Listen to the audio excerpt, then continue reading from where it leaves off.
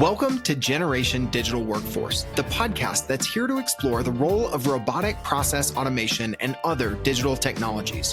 Whether you're just getting started or you're looking for advanced strategies and tactics, if you're curious about where human and digital workers are coming together to transform the future of work, then this podcast is for you. All right, let's get into the show. Hello and welcome to Generation Digital Workforce. I'm your host, Michael Marchuk, and on today's episode, I have a special guest, Marty Pavlik, Digital Solutions Practice Leader from Doculabs. Welcome, Marty. Thanks, Michael. It's great to be here today. Well, I'm glad you're able to join us. So can you tell us a little bit more about yourself as well as about Doculabs? Yeah, so first and foremost, I'm a practice leader at Doculabs. Doculabs is a company that helps companies achieve their digital objectives and goals. Our clients rely on us to deliver better customer experiences, automate their operations, and identify different technologies to reduce costs. Myself, I've been in this industry for over 15 years. I'm happily married in Homer Glen, Illinois, and I have 3 kids, 2 girls and a boy. Very nice, very nice. So the COVID crisis has affected families with kids now doing e-learning from home, but it's also had a huge effect on businesses with employees working from home at the same time. So many companies are looking for new ways to work, both to support their employees, but also to service their customers. Banks are no exception here. So today we're going to be talking about regional banks and how COVID has been affecting them and how digital transformation using automation and other technologies can help. So, Marty, how has the COVID crisis affected these regional banks and their digital programs? You know, Michael, if you think about it, regional banks forever relied on having excellent relationships with their customers. And one of the primary ways they did that was having their branches. And by having branches, it really developed a relationship with the community. Their bankers were able to provide a lot of different services directly to their community through various kind of just relationship building things like providing empathy. Well, with COVID, that was really shut down overnight. And it was really forcing a lot of regional banks to look at their digital programs, which majority of them have started in some way, but really looked at it and identify ways they could accelerate their digital programs, not just from automating payments or digitalizing forms, but really how do you build that digital relationship with that customer through something like COVID? So how do those programs have to evolve then, given the fact that they now had a remote workforce and their interactions with their clients is so different? Well, I think it evolved in a couple of different ways. So first and foremost, it forced a lot of regional banks to really reassess their entire digital program and think about it more from a project standpoint to really a whole new operating model for their bank.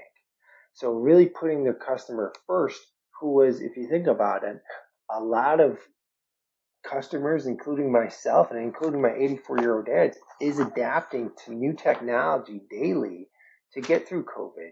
So, identifying that maybe some of their customers that didn't use Zoom, for example, 3 months ago, is now communicating with their family via Facebook, FaceTime, or Zoom.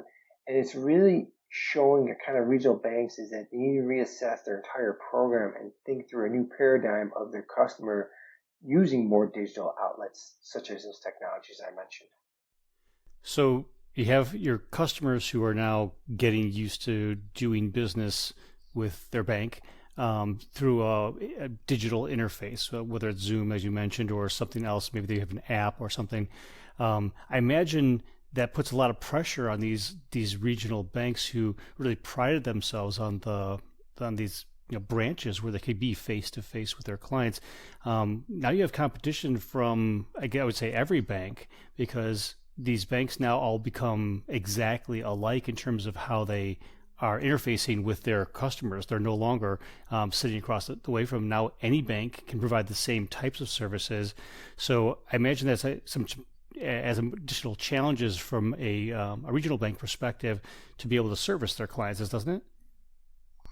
Yeah, I think it also puts a lot of pressure on them from a cost perspective, right?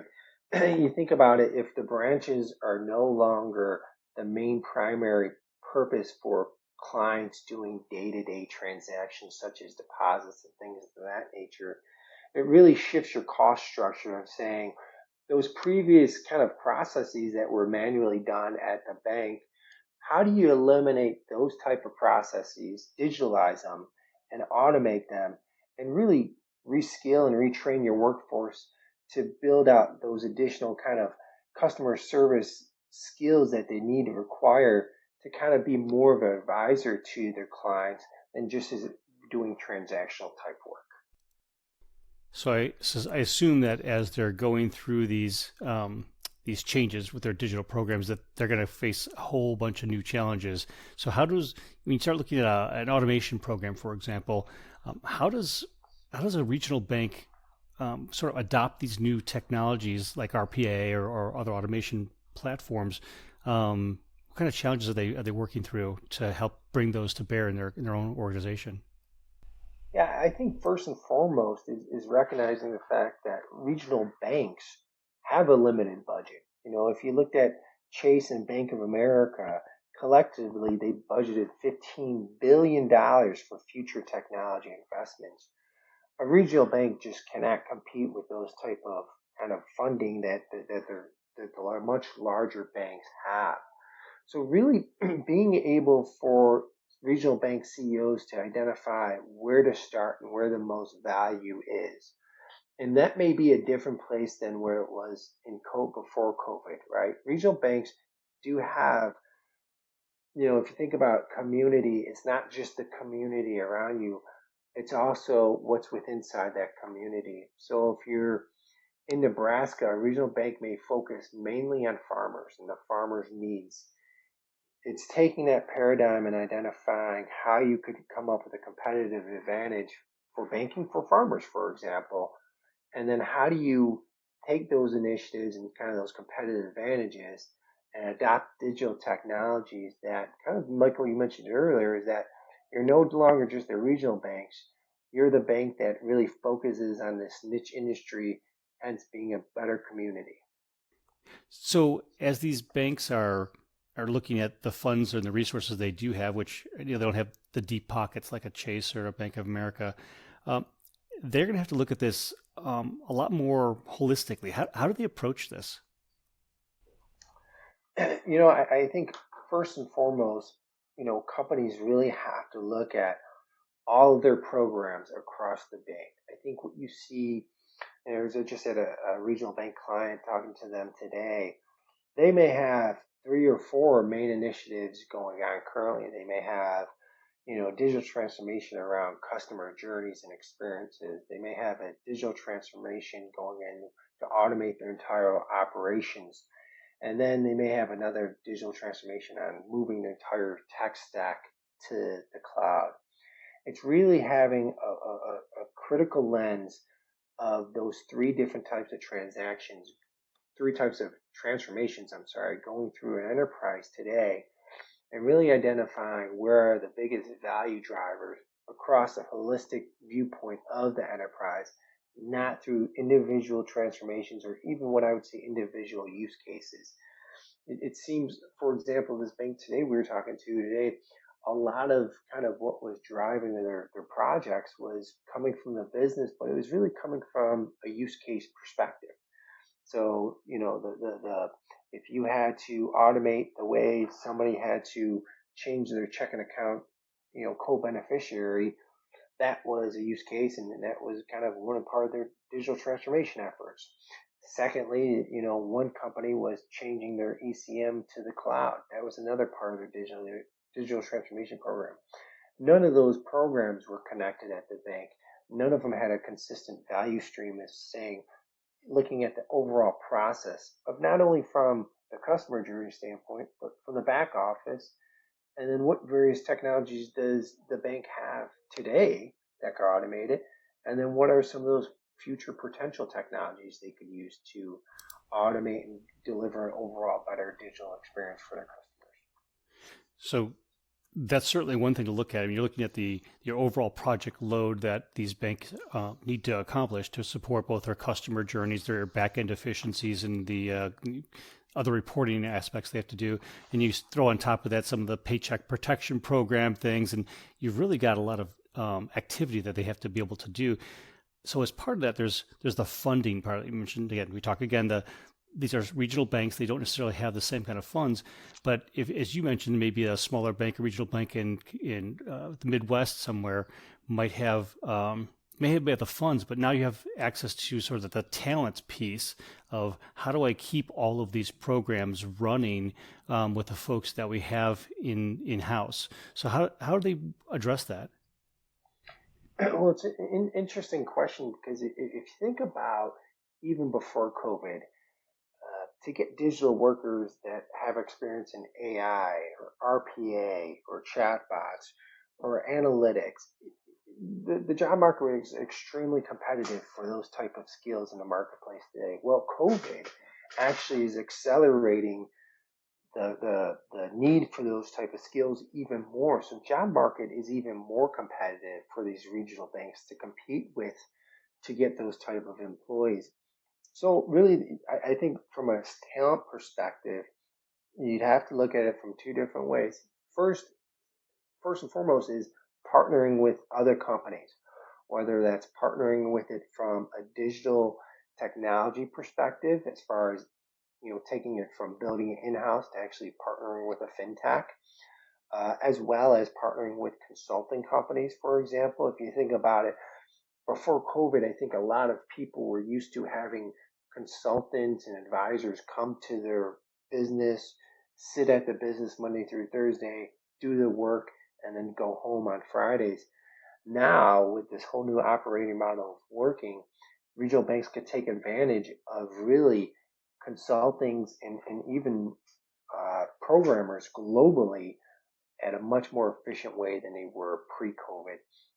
And then secondly, you know, regional banks have great relationships with the community they serve in, which also includes local universities. Regional banks should really tap into their local universities and not only look at the graduating class, but work with local universities on how to reskill their existing employees to have those digital skills that are in such hot demand today. So you mentioned that now these regional banks have the opportunities to work with consultants on a global basis, but there's still a lot of stuff that happens within the regional bank that's either paper-based or is not as automated as it could be because the systems don't necessarily talk to each other as they're working through it. So could adopting a digital workforce be an option for these regional banks?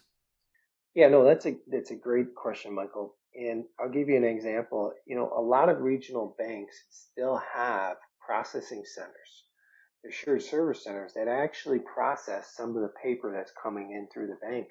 So this one regional bank actually still has a lot of clients that prefer using deposit slips and depositing and doing a lot of things manually with inside the bank from a paper perspective.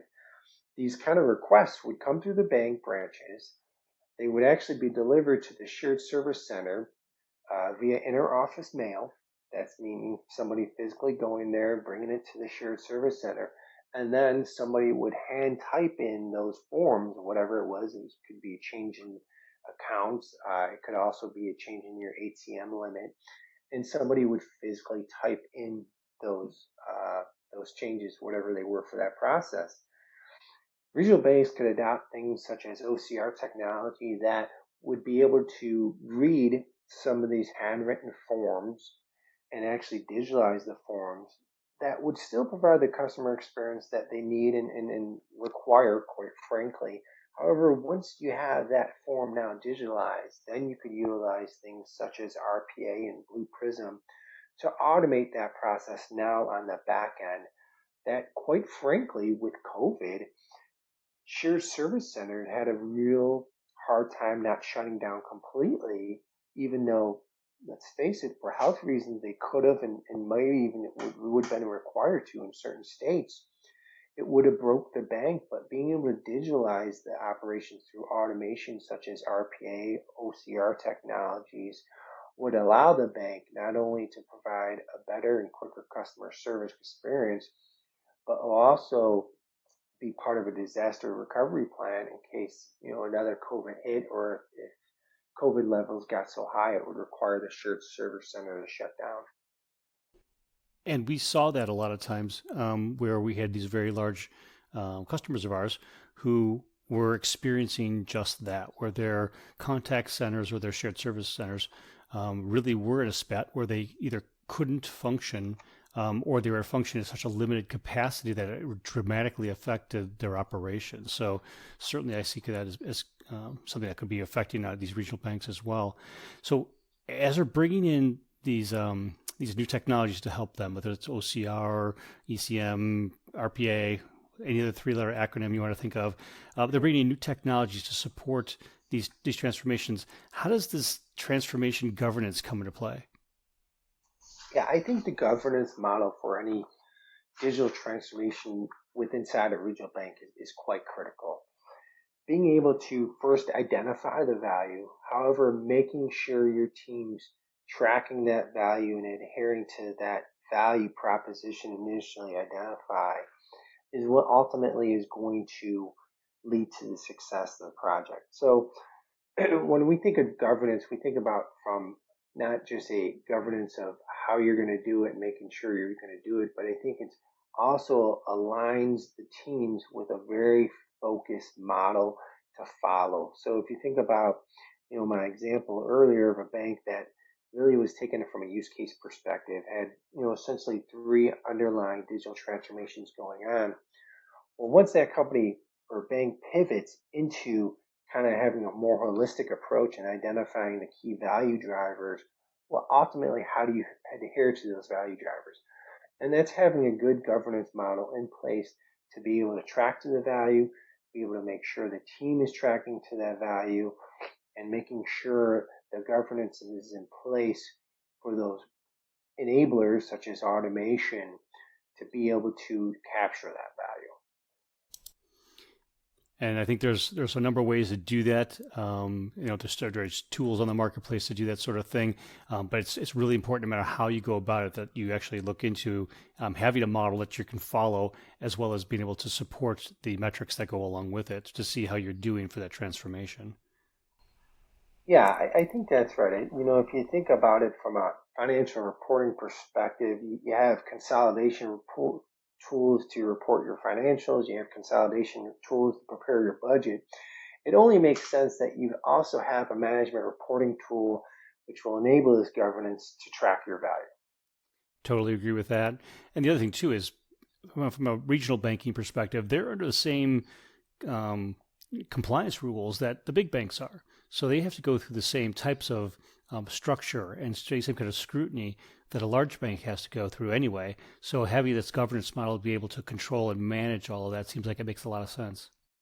So with all the transformation projects that are going on within a bank and the various roles that people have to fulfill, how should a regional bank start their journey to start bringing in these automation technologies to build out a digital workforce capability?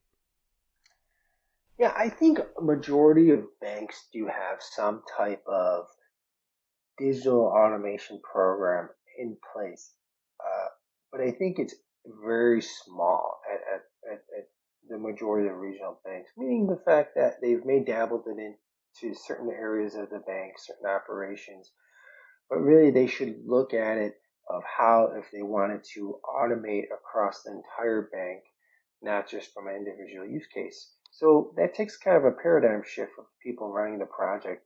And that paradigm shift needs to come down from actually the top of the organization, the C-suite, and really drive home on the value of automation.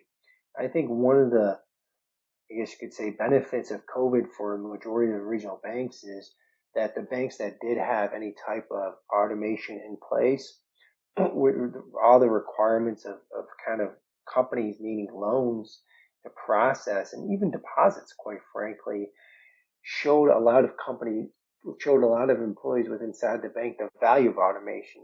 So, for example, if you're typically processing 500 SBA loans a month, and now that went up to 1,500, that really wasn't possible without automation. So it's a great success story.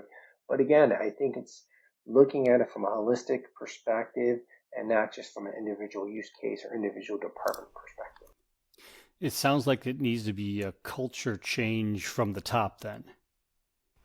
Absolutely. And I think with that culture change, you have to really think about it from a branding perspective of the program.